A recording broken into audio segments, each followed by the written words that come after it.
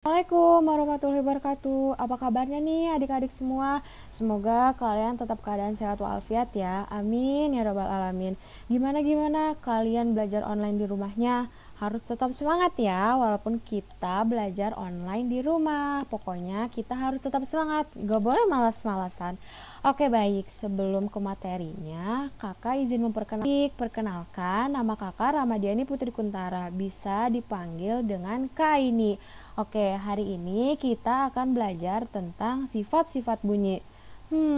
Sebelumnya Kak ini ingin bertanya, bunyi berasal dari mana sih? Bagaimana proses terjadinya bunyi? Yuk sama-sama kita bahas di video kali ini. Jadi, bagaimana proses terjadinya bunyi?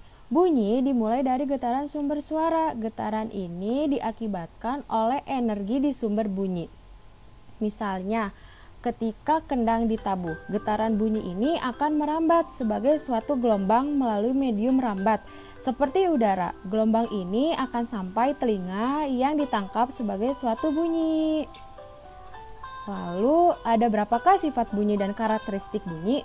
Ada berapa ya kira-kira? Ternyata sifat bunyi dan karakteristik bunyi itu ada 6 adik-adik. Yang pertama, memerlukan medium. Karena bunyi memerlukan gelombang yang bergerak, maka dalam pergerakannya gelombang bunyi memerlukan media penghantar atau medium. Medium yang diperlukan bunyi bisa berupa zat padat, zat cair, atau zat udara. Seperti contohnya, saat Kak ini sedang berbicara sekarang, pasti dong Kak ini memerlukan medium udara untuk merambatnya sehingga bisa didengar oleh adik-adik di rumah. Yang kedua, dapat dipantulkan. Bunyi termasuk gelombang longitudinal yang sifatnya adalah dapat dipantulkan.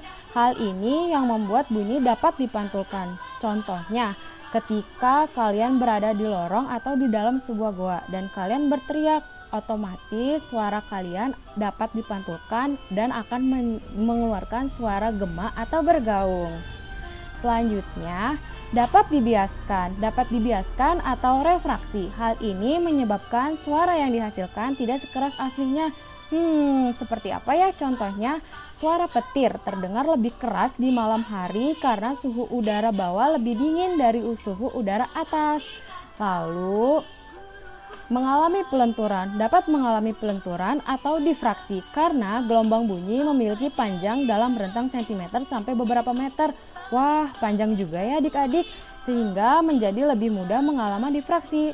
Contohnya, ketika kita mendengar suara mobil di tikungan jalan, meski kita belum melihat mobil itu berbelok, tapi bunyinya sudah sampai terlebih dahulu.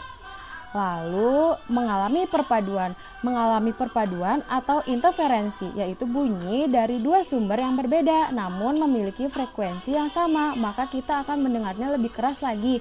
Contohnya, fenomena suara dipadukan saat dua loudspeaker menyetel lagu. Kita akan mendengar suara yang kuat dan lemah secara bergantian loh. Dan yang terakhir yaitu ada gelombang longitudinal, termasuk dalam kategori gelombang longitudinal. Adapun yang dimaksud gelombang longitudinal yaitu gelombang yang arah rambatnya sejajar atau getarnya.